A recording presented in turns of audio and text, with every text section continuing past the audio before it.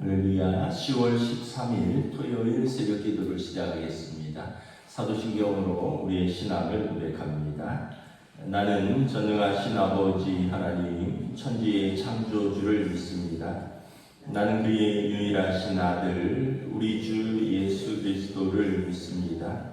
그는 성령으로 잉태되어 동정녀 마리아에게서 나시고 본디오 빌라도에게 고난을 받아 십자가에 못 박혀 죽으시고 장사된 지 사흘 만에 죽은 자 가운데서 다시 살아나셨으며 하늘에 오르시어 전능하신 아버지 하나님 우편에 앉아 계시다가 거기로부터 살아있는 자와 죽은 자를 심판하러 오십니다. 나는 성령을 믿으며 거룩한 공교회와 성도의 교제와 죄를 용서받는 것과 몸의 부활과 영생을 믿습니다. 아멘. 찬송가 92장 찬양하시겠습니다. 찬송가 92장입니다.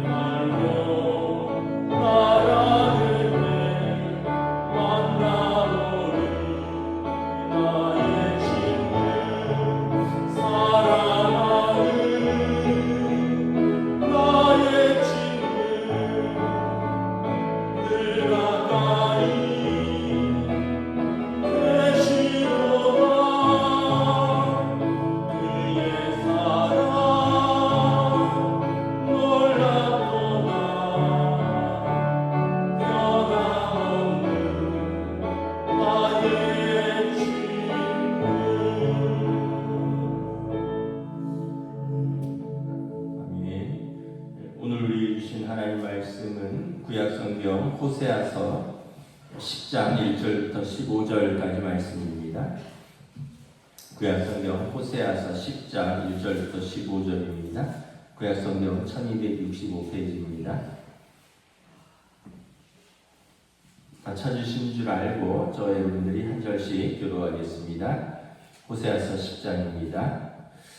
이스라엘은 열매 맺는 무성한 포도나무라. 그 열매가 많을수록 제단을 많게 하며 그 땅이 번영할수록 주상을 아름답게 하도다. 그들이 그 마음을 품었으니 이제 벌을 받을 것이라. 하나님이 그 제단을 쳐서 깨뜨리시며 그 주상을 보시리라. 그들이 이제 이르기를 우리가 여호와를 두려워하지 아니하므로 우리에게 왕이 없거니와 왕이 우리를 위하여 무엇을 하리요 하리로다. 그들이 헛된 말을 내며 거짓 맹세로 언약을 세우니 그 재판이 밭이랑에 돋는 독초 같으리로다. 사마리아 주민이 베다웬의 송아지로 말미암아 두려워할 것이라.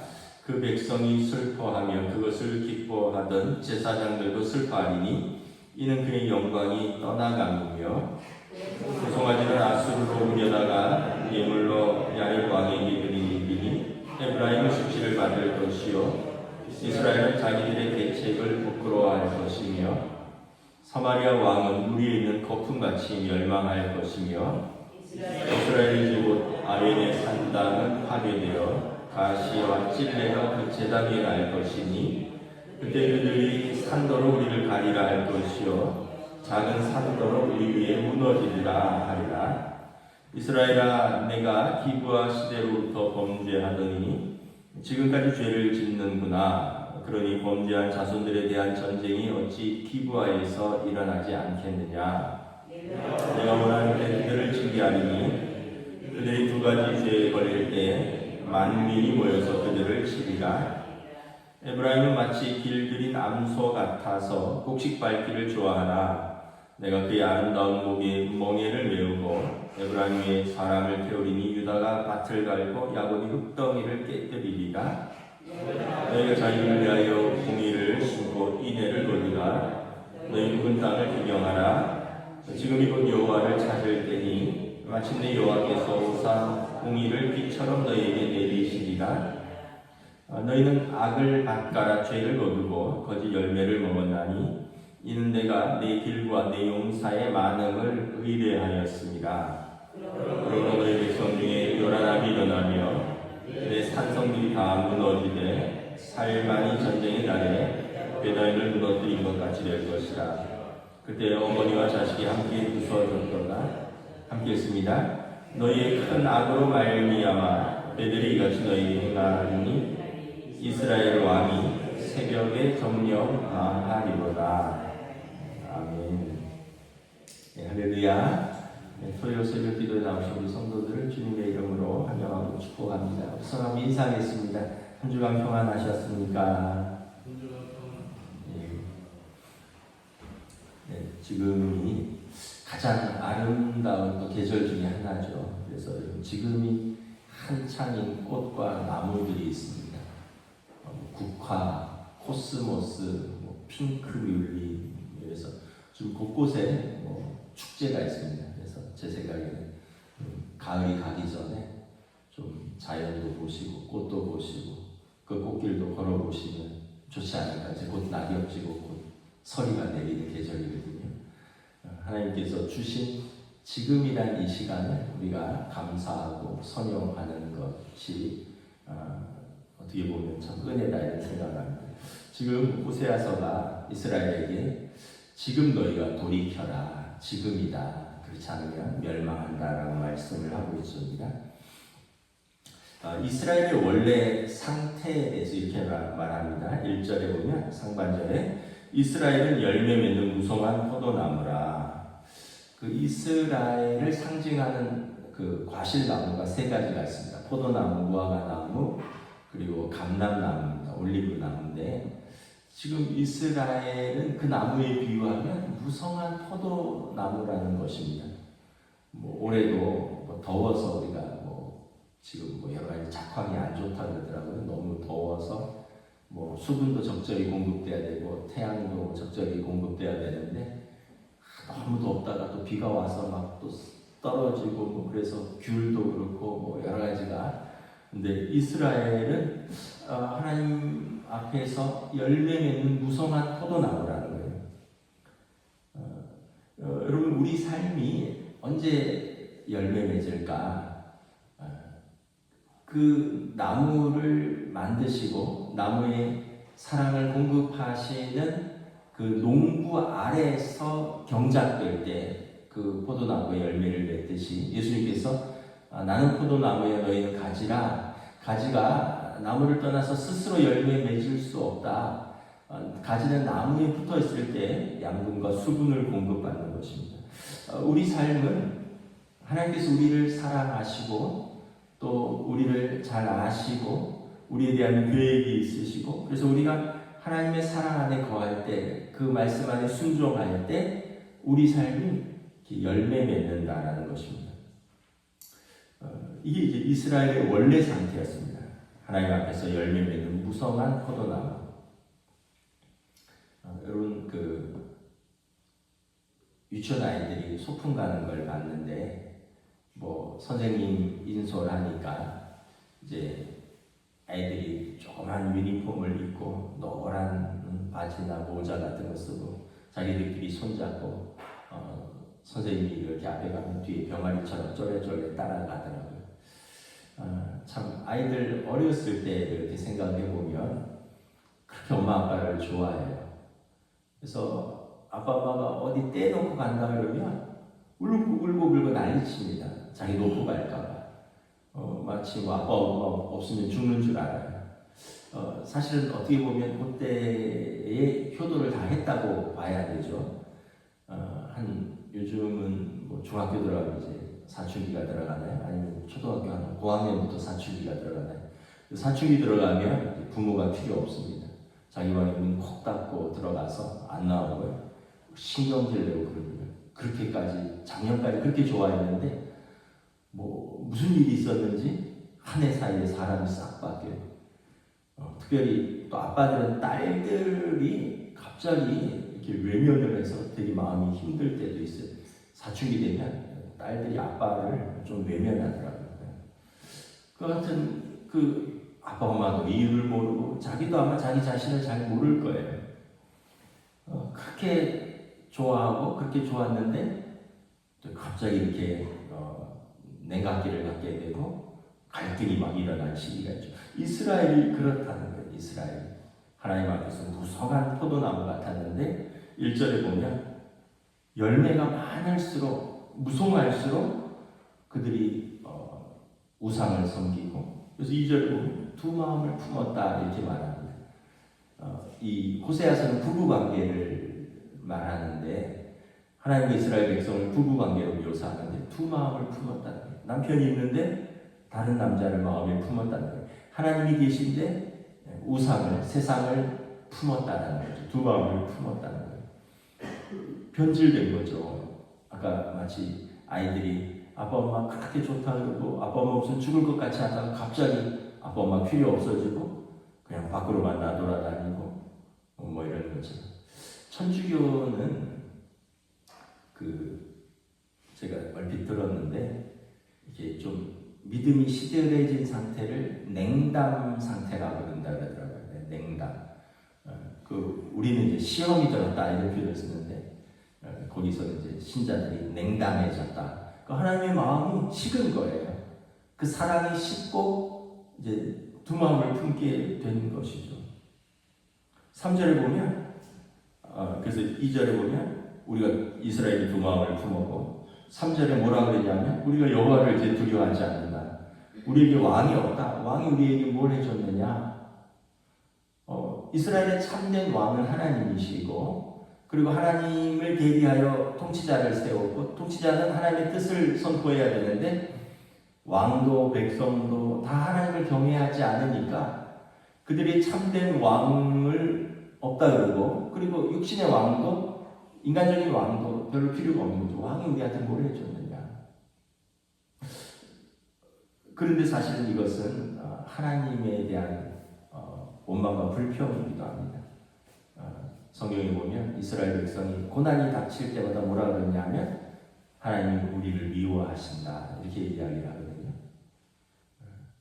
마치 사춘기 자녀들이 자기 삶에 뭐 어려운 게 있고 안 풀리면 아빠 엄마가 나를 미워한다 뭐 이런 식으로 해석하는 거랑 비슷한 거죠. 이스라엘이 하나님이 우리한테 뭘 해줬느냐? 우리는 하나님을 더 이상 두려워하지 않는다. 잠언에 보면 어리석은 사람의 특징은 마음에 하나님이 없다 생각하고 그래서 눈에 보이는 대로만 추구하며 자기 마음대로 사는 사람을 어리석은 사람이라고 합니다.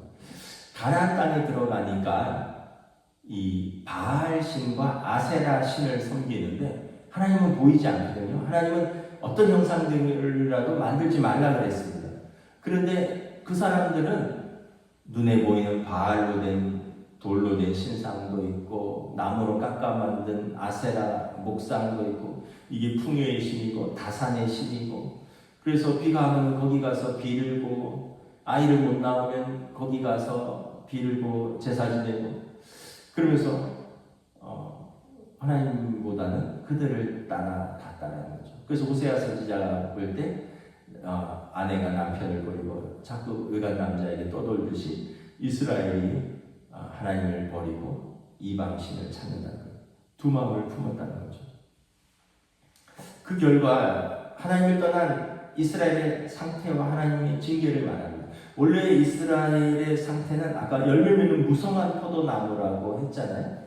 여러분 포도나무에 열매가 가득하면 얼마나 아름답습니까? 과수원에 포도나무들 쫙 보세요. 여러분 포도 열매가 무성하게 달려 있으면 얼마나 아름답습니까? 어렸을 때 교회에 정자가 있었는데 그 포도나무를 심었어요. 강원도에서. 그래서 그 포도나무가 이렇게 넝쿨을 지면서 이렇게 정자 옆으로 이렇게 쭉 있었는데 청포도가 열렸던 것 같아요. 그러면 이제 그거를 따먹고 뭐 이랬던 기억이 있는데 얼마나 여러분 포도나무를 심었는데 포도가 무성하면 얼마나 아름답습니까? 그런데 하나님을 떠난 이스라엘의 상태는 이제 어떻게 됐느냐? 그 아름다운 상태가 아니라 4절에 보면 일상에서 거짓된 삶이 난무한다는 거죠. 헛된 말, 거짓 맹세, 그리고 왕과 관원들은 독초 같은 재판이 난무하는 공의의 상실.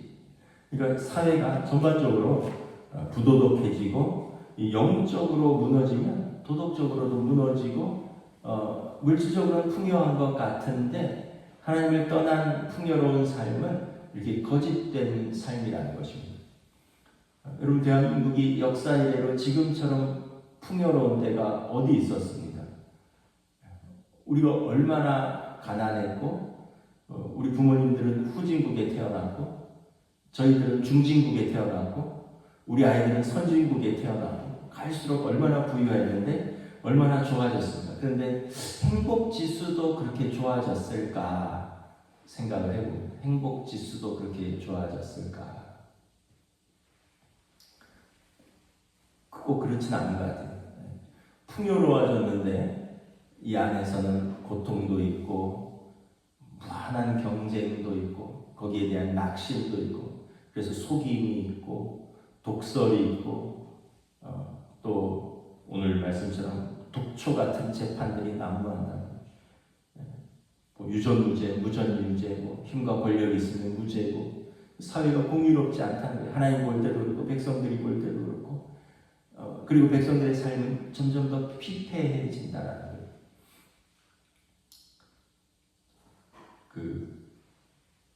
요즘 이렇게 지난번에 어떤 뉴스를 봤는데 보이스피싱이 이게 한 해에 2, 3천억이 피해예요. 한 해에. 와, 그래서 제가 보고 놀랐어요. 한 해에 보이스피싱으로 이렇게 뭐 속임을 당하거나 뜯기거나 뭐 이렇게 뭐 외국으로 흘러가는 돈이 2, 3천억이 돼요. 근데 그게 의외로 많은가 봐요. 근데 우리가 알기로는 시골에 어떤 노인들, 어른들이 뭐 서울에 있는 자식이 다쳤다거나 이런 걸로 해서 이렇게 속는 것 같죠. 그런 분들도 있지만 의외로 여러분 공부 많이 하신 분들도 의사도 속고요. 심지어는 공무원도 속고 은행원은 사기 당하는 거죠. 은행원이 보이스피싱은 아니고 이게 전문가들 교육 많이 받고 절대 안 속을 것 같은 사람들도 속는 거예요. 참 그러고 보면 속임과 이 거짓이 난무하는 시대인 거죠. 그러면서 그 어떤 보이스피싱 어떤 녹음된 사례를 봤는데 군복무하는 아들이 있는데 집에 전화가 온 거예요.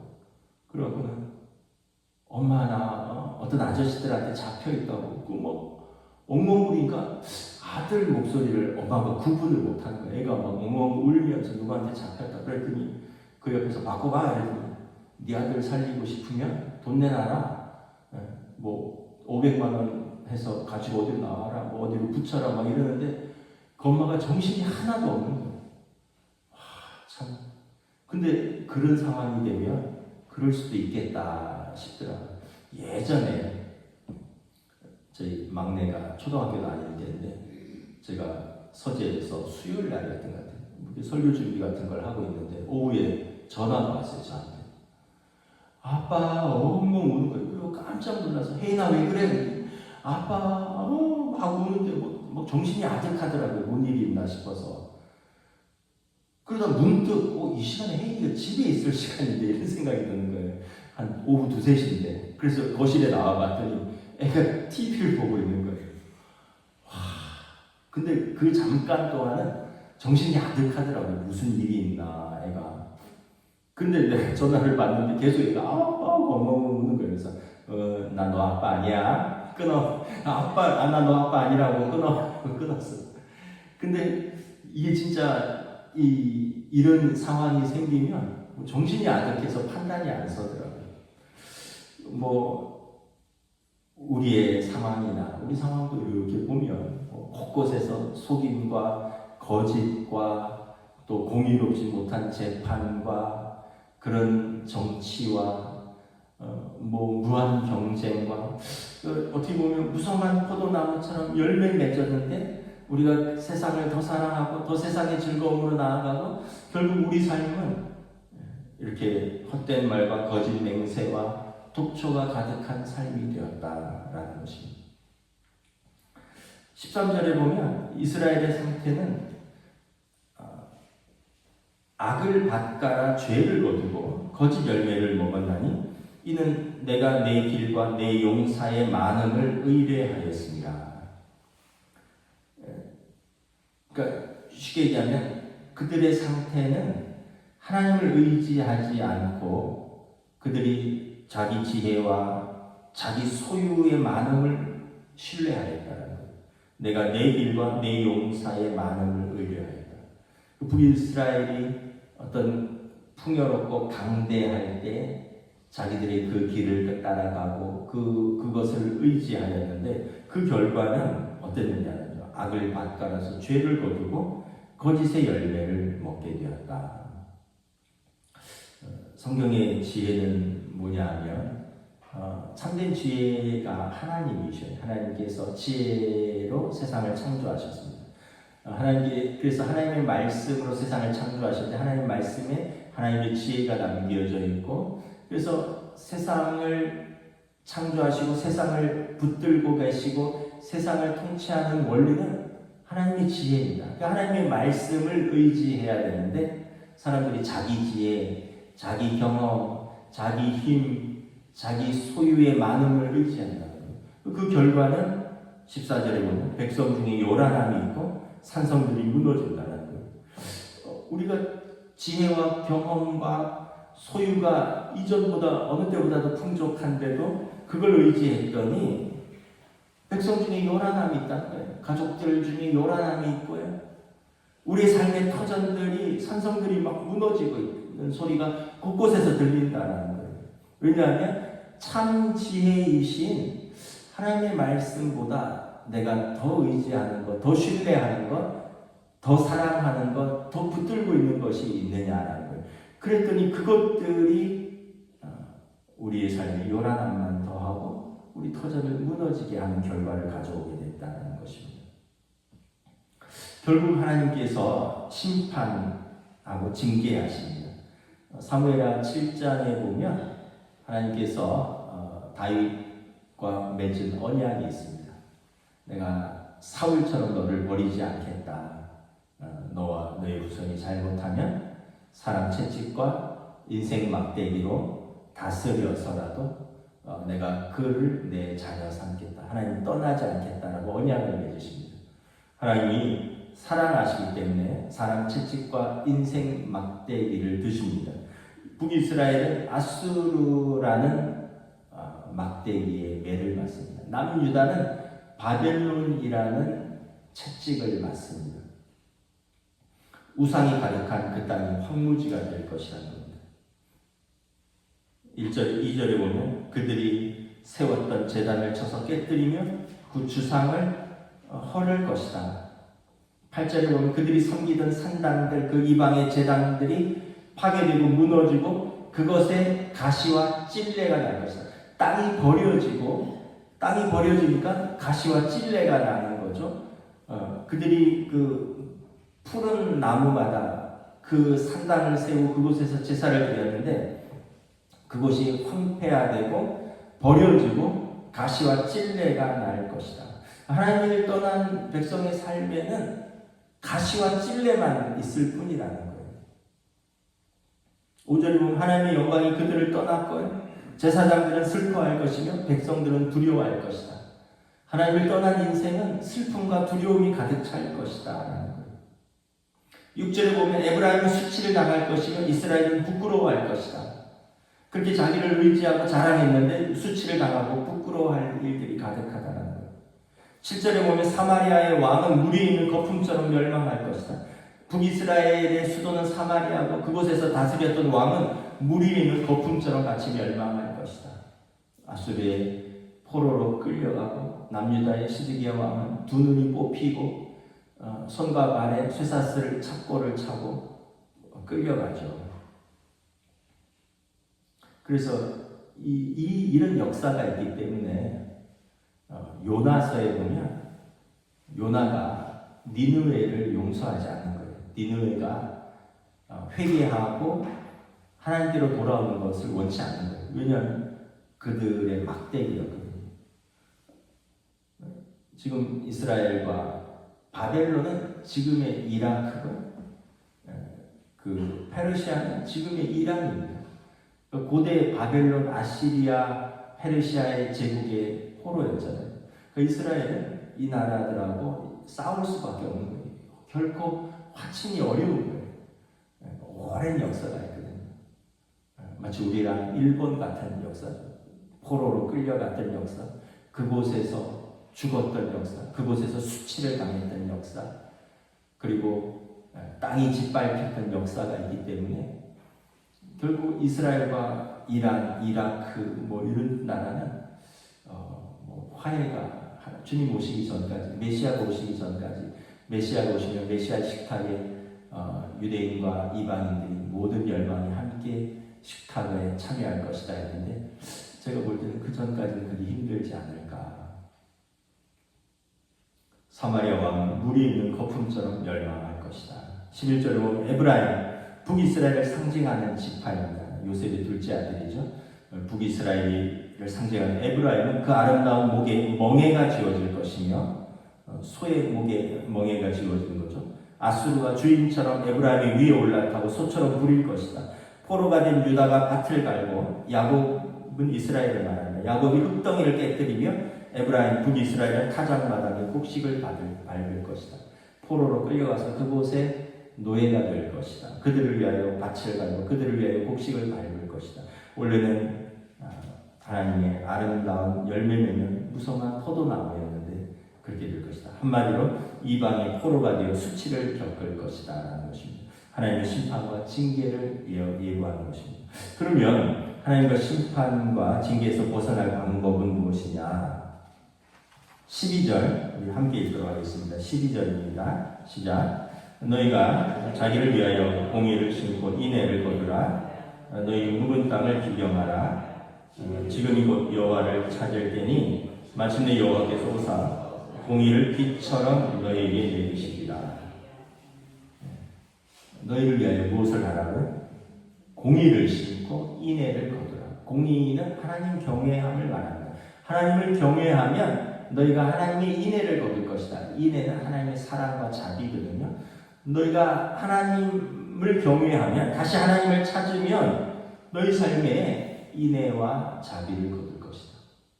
여러분, 우리 삶이 회복되기 위해서는 가장 첫 번째가 하나님을 찾는 겁니다.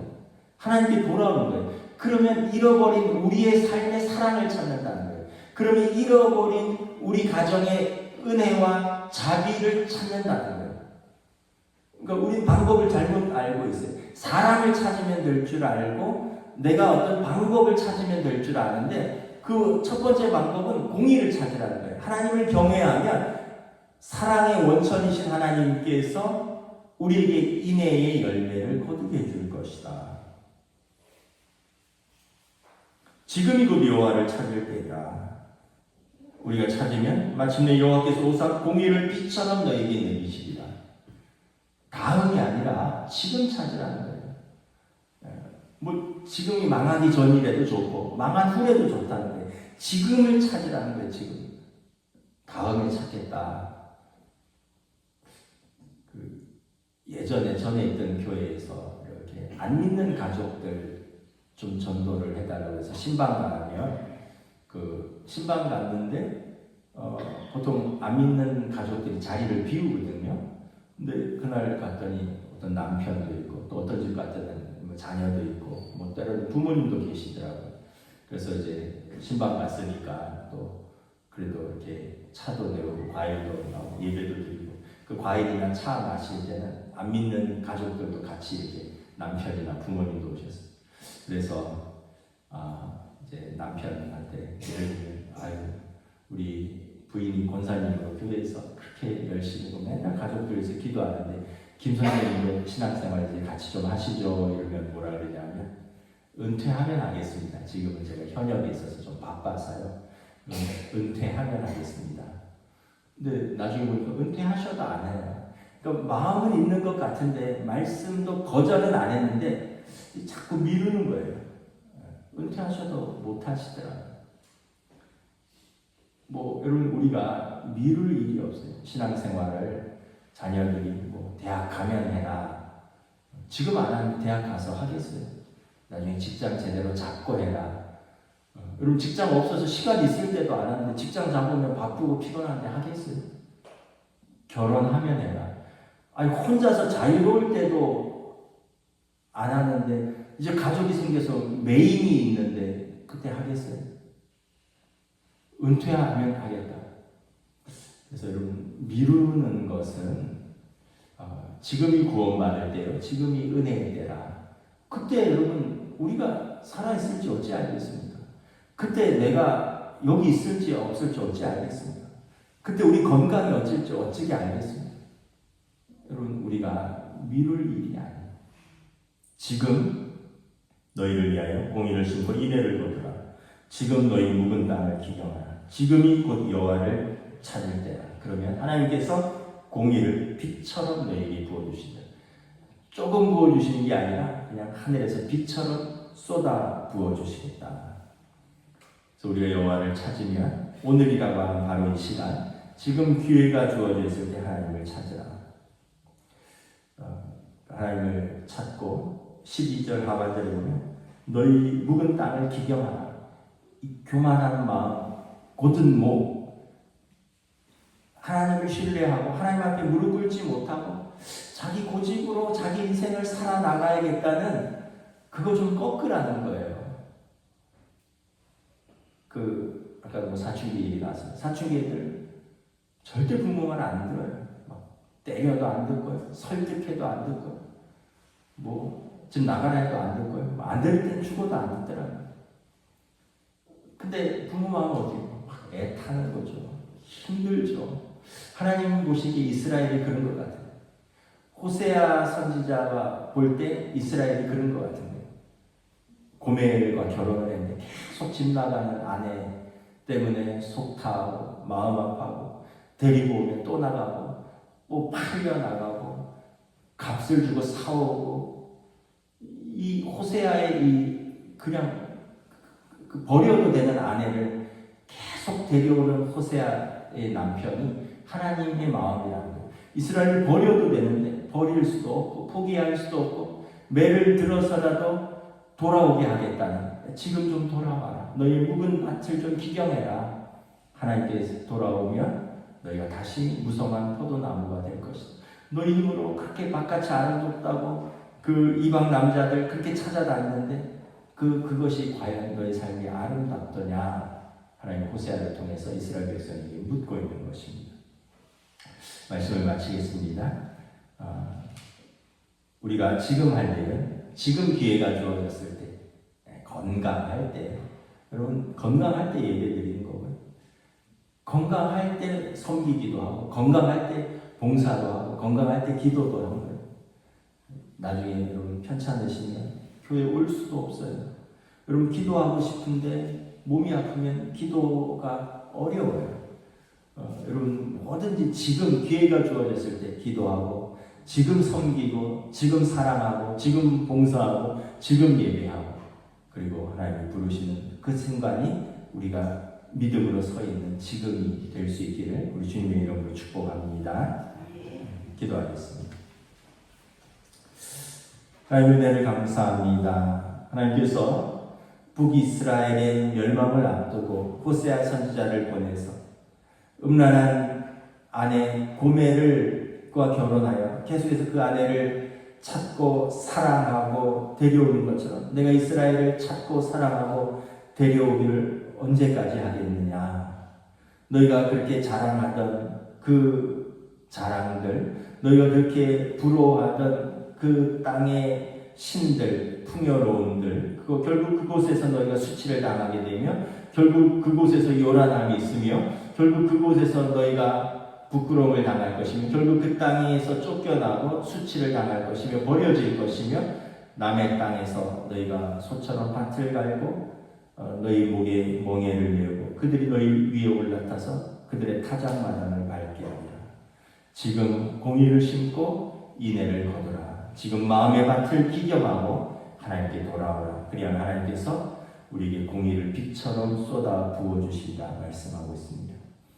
오늘 우리의 삶에서 우리가 어떤 것이 생명의 길인가, 무엇이 영적으로 올바르고 하나님 앞에서 풍성한 길인가를 깊이 묵상하고 지금 기회가 주어진 이 시간 하나님 앞에서 믿음으로 살아가는 저희들 될 수 있도록 성령님 인도하여 주시옵소서. 감사를 드리오며 우리 주 예수 그리스도 이름으로 기도드리옵나이다. 아멘. 하늘에 계신 우리 아버지, 아버지의 이름을 거룩하게 하시며 아버지의 나라가 오게 하시며 아버지의 뜻이 하늘에서와 같이 땅에서도 이루어지게 하소서. 오늘 우리에게 일용할 양식을 주시고 우리가 우리에게 잘못한 사람을 용서하여 준 것 같이 우리 죄를 용서하여 주시고 우리를 시험에 빠지지 않게 하시고 악에서 구하소서. 나라와 권능과 영광이 영원히 아버지의 것입니다. 아멘.